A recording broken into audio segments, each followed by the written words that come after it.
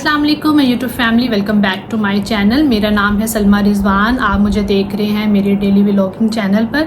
तो आज मैं शेयर करूंगी आपके साथ अपनी डेली रूटीन, जिसके साथ साथ होगी किचन की डीप क्लीनिंग और मेरी अप्लाइंसेस की भी क्लीनिंग ड्यू थी, उसकी आपके साथ क्लीनिंग शेयर करूँगी। किस तरह से हम अपने अप्लाइंसेस को जो है वो वीकली बेसिस पे नीट एंड क्लीन रख सकते हैं। तो चले व्लॉग स्टार्ट करते हैं।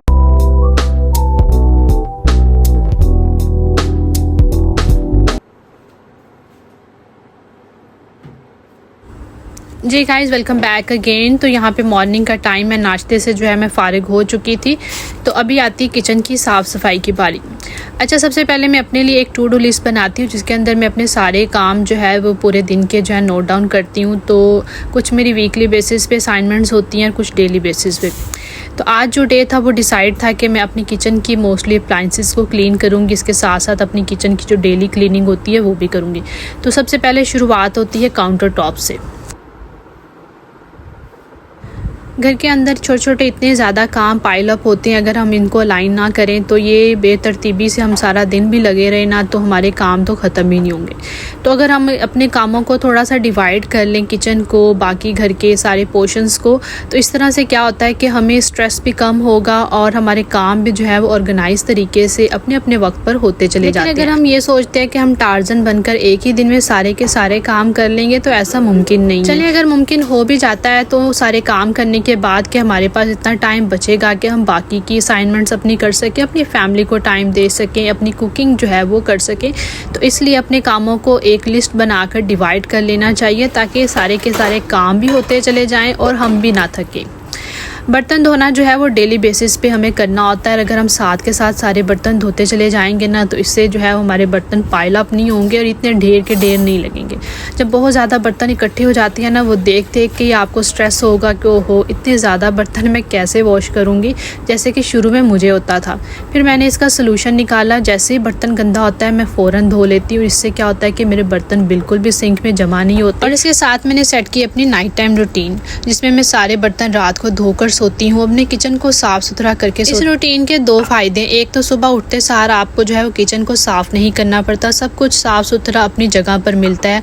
और दूसरा फायदा ये होता है कि जो पॉजिटिव एनर्जी आपको मिलती है ना, वो सारा दिन आपको एनर्जेटिक रखती है। काउंटर टॉप की सफाई हम डेली बेसिस पे कर रहे होते हैं और समटाइम दिन में कई दफ़ा हम साफ कर लेते हैं, जैसे हम इसको इस्तेमाल कर रहे होते हैं। लेकिन इसके ऊपर पड़ी चीज़ें जो हैं वो हफ्ता बाद जो है वो साफ़ करना इनको भी ज़रूरी होता है, क्योंकि इनके ऊपर काफ़ी ज़्यादा डस्ट पड़ जाती है और हमारे घरों में तो वैसे भी डस्ट का आना जाना काफ़ी ज़्यादा होता है। तो बस फिर मैंने जितनी भी चीज़ें पड़ी थी काउंटर पे, उनको हटा के मैंने अच्छे से नीचे से भी सारा साफ़ सुथरा कर लिया था, ताकि कोई चीज़ अगर पीछे गिरी हुई है, कोई फूड पार्टिकल, तो उसको भी मैं हटा दूँ। और अगर ये फूड पार्टिकल्स हम ना हटाएं, इनको निगलेक्ट कर दें, तो काफ़ी चांसेस है हमारे किचन में कॉकरोचेज़ के आने के। तो इसलिए अगर आप अपने किचन को जो है वो इन कीड़ों से जो है वो महफूज रखना चाहते हैं, तो कोशिश करें किचन की महीने में एक दफ़ा डीप क्लीनिंग मस्ट कर लें। कैबिनेट्स को साफ़ कर लें, इन रैक्स वगैरह को रिमूव करके पीछे से अच्छे से सफाई कर लें। अब नेक्स्ट क्लीनिंग आती है चूल्हे की। ये भी हमारा डेली बेसिस पर क्लीन हो रहा था। समटाइम दिन में 2 या 3 दफ़ा इसकी सफाई हो ही जाती है। इसकी डीप क्लीनिंग मैं हफ्ते में एक दफ़ा कर लेती हूँ, लेकिन डेली मैं ऊपर से इसको अच्छे से साफ़ कर लेती हूँ। सुबह और शाम जैसे ही मैं बर्तन धोती हूँ, उसके बाद मैं चूल्हा भी अपना साथ ही साफ़ कर लेती हूँ। सबसे पहले मैंने ऊपर माइक्रोफाइबर क्लॉथ्स के साथ जितना भी गंद था वो उतार लिया था। फिर मैंने साबुन, जो स्पंज मेरा बर्तन वाला है, वही मार के मैंने अच्छे से सारा साबुन लगा दिया था। उसके बाद स्टील का स्पंज जो था मेरा, मैंने रगड़ के जो अगर चाय का स्टेन था या कोई सालन वगैरह का, वो भी उतार लिया था। अब दोबारा से मैं जो है इसको माइक्रोफाइबर क्लॉथ से सारा क्लीन कर लूँगी वॉश करके। तो पानी का मैं डायरेक्ट इसके ऊपर तो इस्तेमाल नहीं करती। इस तरह से ये फाइबर क्लॉथ है, ये काफ़ी हेल्पफुल होता है, इसके एब्जॉर्प्शंस भी काफ़ी अच्छी है और बड़ा अच्छा इससे जो है हमारा चूल्हा साफ़ हो जाता है। जब मैं इसकी डीप क्लीनिंग करती हूँ ना, तो मैं इसके जितने भी ऊपर के जो है वो बर्नर्स हैं उतार के उनको अच्छे से जो है वो मैं सिरका और जो है वो सोडा डाल के अच्छे से वॉश कर लेती हूँ। आज चूँकि इसकी डीप क्लीनिंग की बारी नहीं थी, तो इसको मैंने जस्ट ऊपर से साफ़ किया है। नेक्स्ट बारी आती है हमारी एयर फ्रायर की।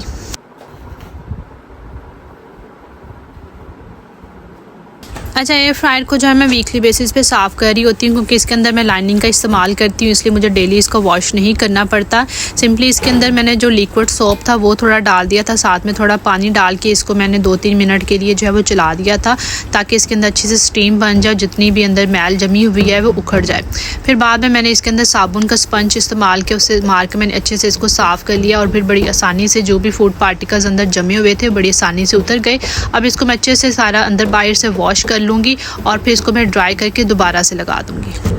अच्छा, इसकी डीप क्लीनिंग तो हम जो है वो वीकली बेसिस पे कर रहे होते हैं, लेकिन डेली बेसिस पे जैसे मैं काउंटर टॉप और बाकी की चीज़ें साफ़ करी होती हैं, इसके हैंडल्स को भी मैं साफ़ करती चली जा रही होती हूँ, क्योंकि जो एक्सटर्नल इसकी जो बॉडी होती है उसके ऊपर भी फाइबर क्लॉथ से मैं अच्छे से सफाई कर देती हूँ। जो डस्ट वगैरह पड़ी होती है वो डेली बेसिस से उतरती चली जा रही होती है, लेकिन अंदर की जो इसकी पॉट्स होती हैं उनको जो है वो हफ्ते बाद में वॉश कर लेती हूँ। और वो भी जो है, अगर इसके अंदर आप लाइनिंग इस्तेमाल कर रहे हैं तो फिर आपको ज़रूरत नहीं पड़ी। अगर आपने डायरेक्ट इसके अंदर फूड को जो है वो कुक किया है तो फिर आपको डेफिनेटली डेली ही इसको वॉश करना ज़रूरी है।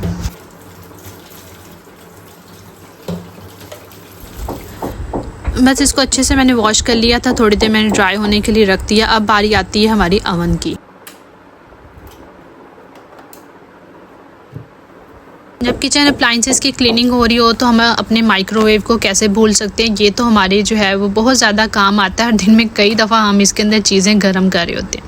अच्छा, इसकी डीप क्लीनिंग जो है ना मैंने 2 दिन पहले की थी, तो अभी जो है वो डीप क्लीन तो नहीं इसको करूँगी, जस्ट सिंपली मैं इसको जो है ना फाइबर क्लॉथ से अंदर से जो है ना अच्छे से साफ़ कर दूँगी और इसकी प्लेट को मैं वॉश कर दूँगी।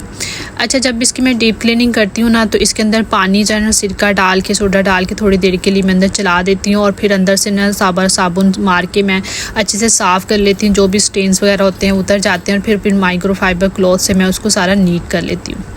तो बस यहाँ पे इसकी प्लेट को जो है वो मैं साबुन से अच्छे से धो रही हूँ, क्योंकि इसके ऊपर भी काफ़ी स्टेन्स लगे हुए हैं, फूड पार्टिकल्स हैं। चाहे हम किचन की कोई भी अप्लाइंस साफ़ कर रहे हो तो हमें मेक श्योर कर लेना चाहिए कि इसका जो स्विच है, प्लग है, उसको अनप्लग पहले ज़रूर कर लें। ये ना हो कि आप जो है वो प्लग इन मशीन के अंदर ही जो है ना सफाई करना शुरू कर दें। तो इसलिए मेक श्योर लाजमी करें कि अगर आप अवन साफ़ कर रहे हैं, एयर फ्रायर, कोई भी अप्लाइंस है, तो उसको जो है वो स्विच आप उसका काट दें, फिर उसके आराम से आप सफाई करें। तो यहाँ पे इसकी प्लेट वॉश हो गई थी, मैंने कपड़े से इसको अच्छे से ड्राई कर दिया है, क्योंकि ये जो है ना फ्रीक्वेंटली बार बार इस्तेमाल हो रहा होता है, और वैसे भी प्लेट इतनी इसकी नाजुक से होती है, इधर उधर टूट भी सकती है। तो बेहतर है कि आप जैसे इसको वॉश करें, साफ़ करके वापस अंदर लगा दें। और अभी जो है ना इसका एयर फ्रायर भी जो है ना थोड़ा सा ड्राई हो गया, तो उसको मज़ीद मैं कपड़े के साथ अच्छे से ड्राई कर दूँगी, ताकि जो भी पानी के स्टेन्स वगैरह ऊपर बैठे हैं उतर जाएँ, और फिर इसको दोबारा से वापस लगा देंगे इसकी जगह पर।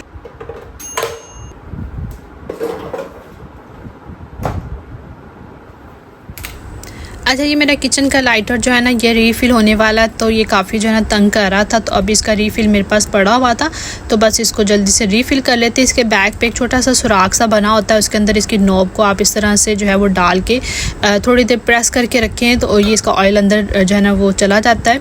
तो ये देखें, जैसे मैंने इसके अंदर ऑयल रीफ़िल किया है ना, तो ये कितना अच्छा सा स्पार्क इसके अंदर से निकल आया, नहीं तो ये बिल्कुल भी चल नहीं रहा था।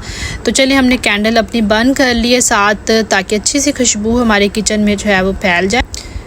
जी, तो ये देखिए हमारा किचन अब साफ़ सुथरा हो गया है, और साथ साथ हमारी अप्लाइंसेस भी सारी नीट एंड क्लीन हो गई और शाइन करना शुरू हो गई।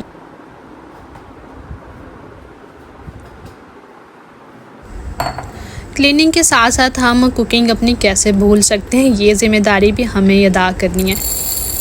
आज चूँकि मुझे बनाना है दाल घी का सालन, तो इसलिए दाल को जो है वो थोड़ी देर पहले भिगोना ज़रूरी होता है। तो बस फिर अभी बाकी के काम चल रहे थे, मैंने सोचा चलें दाल को भिगो के रख देती हूँ। जितनी देर में मैं बाकी घर के कामों से फ़ारिग हो जाऊँगी, इतनी देर में मेरी दाल भी भीग चुकी होगी।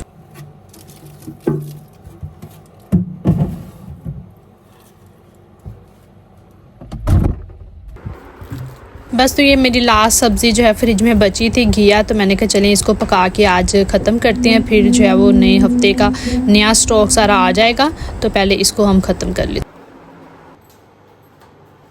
और इसके अलावा बाकी जो फ्रिज में से निकालने वाली चीज़ें हैं वो भी निकाल दूँगी, जैसे कि अदरक लहसुन का पेस्ट, क्योंकि मैंने ऊपर रखा होता है, फ्रीज़ हुआ होता है, तो जब मैंने कुकिंग के दौरान इस्तेमाल करना होता है मैं थोड़ी देर पहले निकाल के उसको बाहर रख देती हूँ, थोड़ा सा नरम हो जाता है, फिर निकालने में आसानी रहती है। तो बस इसको भी निकाल दूँगी। इसके अलावा बाकी की सब्ज़ी जो इस्तेमाल होनी सारी चीज़ें काट के मैं जो है रख लूँगी, क्योंकि आजकल ना हमारी लोड शेडिंग चल रही है गैस की। तो गैस जो है ना 10 बजे बंद हो जाती है और उसके बाद 12 बजे आती है। तो फिर मैं क्या करती हूँ, मैं उस दौरान सब्ज़ी वगैरह अपनी सारी रेडी कर लेती हूँ। जैसे ही फिर गैस आती है फिर फ़ौरन से कुकिंग स्टार्ट कर लेती हूँ। तो बस अब ये इस तरह से जो है ना वो चीज़ें ऊपर नीचे चल रही हैं। किचन के बाद अब बारी आती है हमारे ड्राइंग रूम की, और सुबह के वक्त जो है ना मैं कर्टन जो है ना पीछे हटा देती हूँ और धूप जो है ना वो आने देती हूँ इनसाइड। अच्छा, ये धूप जो है ना आप लाजमी घर के अंदर जो है ना इसको आने दिया करें, पर्दे शर्दे हटा दिया करें, क्योंकि ये जो रोशनी होती है ना हमारे घर के अंदर जितने भी छोटे मोटे अशरात होते हैं, कीड़े मकोड़े होते हैं ना, उनको मारती है। एनवायरनमेंट अंदर का ना उसको फ्रेश करती है। ड्राइंग रूम चूँकि मोस्टली जो है वो गेस्ट के आने पर ही इस्तेमाल होता है और इसलिए ज़्यादातर ये बंद ही रहता है। तो इसलिए मैं कोशिश करती हूँ कि मैं डेली बेसिस पे पर्दे वगैरह हटाकर बाहर की जो रोशनी है उसको आने दूँ। तो इससे जो है ना बहुत ज़्यादा एडवांटेज होता है। तो बहरहाल यहाँ पे काम वाली सारी सफाई करके चली गई थी। बस पे मैं चेक करने के लिए आई थी कि उसने साफ़ सुथरा अच्छे से किया है या नहीं। तो अभी डस्टिंग जो है ना इसकी नेक्स्ट वीक में ड्यू है। तो डस्टिंग वगैरह तो आज मुझे नहीं करनी, बस सिंपली मैंने सारी कुशन वगैरह सेट कर दी हैं, चीज़ें ओके कर दी हैं। कल मेरा लॉन्ड्री का डे था, तो काफ़ी कपड़े जो सूखे हुए हैं उनको मैं फ़ोल्ड करके रख दूँगी। लॉन्ड्री मैं मोस्टली जो है वो हफ़्ते में जो है वो 3 दफ़ा करती हूँ, और नेक्स्ट डे फ़ौरन में जैसे ही कपड़े सूखते हैं मेरी कोशिश होती है कि मैं उनको वेरी नेक्स्ट डे जो है वो फ़ोल्ड करके जो है वो उनकी जगह पर समेट दूँ। चीज़ों को साथ के साथ समेटते चले जाती है ना, तो इस तरह से बाद का जो आपका लोड है काफ़ी कम हो जाता है। जो टाइम होता है ना वो आइडियल वक्त होता है। उस वक्त पर आपके अंदर एनर्जी भी होती है और आपके पास जो है वो पूरा दिन होता है आगे काम करने के लिए। और अगर आप सुबह जल्दी उठने वाले हैं, अर्ली बर्ड हैं, तो फिर क्या ही बात है, फिर आपके काफ़ी ज़्यादा काम जो है वो फ़र्स्ट हाफ में ही कंप्लीट हो जाएंगे। जी, तो बस सारे कपड़ों को तय लगा ली थी। अब बस इनकी जगह पर अलमारी में मैं इनको सेट कर दूँगी। और यहाँ पे अब जो है ना टाइम हो गया मेरी चाय का। तो इतने सारे काम करने के बाद फिर बस चाय तो बनती है ना। चाय काम करती है हमारी एक एनर्जी ड्रिंक का। चाय की इम्पोर्टेंस जो है ना वो सिर्फ जो चाय लवर्स है ना वही बता सकते हैं। एनीवेज़ यहाँ पे बस हम जल्दी से अपनी चाय रेडी करते हैं। साथ में मैंने खाना भी जो है ना पकने के लिए रख दिया था चूल्हे पे। तो आज कोई खाने शाने की रेसिपी मैं आपके साथ शेयर नहीं करी। आज सिर्फ जो है वो आपके साथ मैंने क्लीनिंग शेयर की है, ताकि आपको भी मिले ढेर सारी क्लीनिंग मोटिवेशन मेरे से, और आप भी शुरू हो जाएं घर के काम करने। लेकिन बेतरतीबी से नहीं, आप भी मेरी तरह तरतीब बनाएं, ऑर्गेनाइज़ करें, लिस्ट बनाएं अपने कामों की। जी, तो यहाँ पे ना अब नेक्स्ट डे शुरू हो गया। आप सोचेंगे कितने सारे काम सलमा ने एक ही दिन में कर ली। नहीं, ये अब नेक्स्ट डे है। आज मैंने सफाई करनी है अपनी मशीन की। ये काफ़ी दिनों से बेचारी जो है ना वो बस ऐसे ही चल रही थी। इसके अंदर सरफ़ जहाँ पे डालते हैं ना काफ़ी सरफ़ भी जमा हुआ था, साइडें भी इसकी सारी क्लीन होने वाली थी। मैंने कहा चलें आज इसकी सफाई कर लेते हैं। तो बस यहाँ पे स्पंज के साथ साबुन जो बर्तनों वाला है ना, मैंने वही इस्तेमाल किया। सॉफ्ट स्पंज लिया है, उसके साथ पहले मैंने सारे अच्छे से साबुन रब कर लिया, तो ऊपर नीचे। अच्छा, इसको जो है ना इसके टच पैड के ऊपर भी मैं साबुन से अच्छे से साफ़ कर लूँगी, लेकिन इसके ऊपर मैं पानी नहीं डालूँगी। बाकी जो इसका ढक्कन है उसको तो मैं पानी से वॉश कर लूँगी, लेकिन जो टच पैड है ना उसके अंदर आप पानी ना जाने दीजिएगा। इसको मैं सिंपली जो फाइबर क्लॉथ है ना उसके साथ इसको जो है ना मैं साफ़ कर लूँगी। ये फाइबर क्लॉथ मैंने जो है ना ऊपर साफ़ करके दोबारा से जो है ना वॉश कर लिया था। फिर से 1-2 दफ़ा मैंने मारा था, सारा साबुन उतर गया था। अब इसकी साइडों को भी मैंने साबुन से साफ़ कर लूँगी। साइडों के ऊपर भी मैंने पानी डाल दिया था। बस इसका जो टच पैड था ना उसके ऊपर मैंने पानी नहीं जाने दिया था। ये थोड़ी सी एहतियात आपने करनी है। अच्छा, इसकी साइड्स भी मैं पानी से पहले वॉश कर ली थी। अब इसको मैं फाइबर क्लॉथ से जो है ना सारे पानी को अब्जॉर्ब कर लूँगी, ताकि कोई ड्रॉप्स वगैरह के जो है ना निशान ऊपर ना रहें। तो बिल्कुल मैंने इसको अब ड्राई कर दिया है। अब इसकी जो सेल्फ़ क्लीनिंग ट्यूब है ना मैंने वो ऑन कर दी है, तो ये ऑटोमेटिकली अपने आप को अंदर से साफ़ कर लेगी। थोड़ा सा सरफ़ ऐड कर दिया और मैंने टाइमर लगा के छोड़ दिया। तो ये जो है ना आप महीने में 1 दफ़ा इसकी ट्यूब क्लीनिंग पे ना लगा सकते हैं। इसके अंदर ऑप्शन मौजूद होती है जितनी भी ऑटोमेटिक मशीन्स है कि अपनी जो ट्यूब है ना वो उसकी सेल्फ़ क्लीनिंग ये कर लेती है। जी, तो ये थी मेरी आज की क्लीनिंग रूटीन। आई होप कि आज की वीडियो आपको पसंद आई होगी, और कमेंट्स में मुझे ज़रूर बताइएगा कि आज का व्लॉग आपको कैसा लगा। जी गाइज़, आई होप कि आज की वीडियो आपको पसंद आई होगी। दुआओं में याद रखिएगा। वीडियो को देखने का बहुत शुक्रिया, और चैनल को सब्सक्राइब करना मत भूलिएगा। तो मुलाकात होती है नेक्स्ट वीडियो में। ओके, टेक केयर, अल्लाह हाफिज़।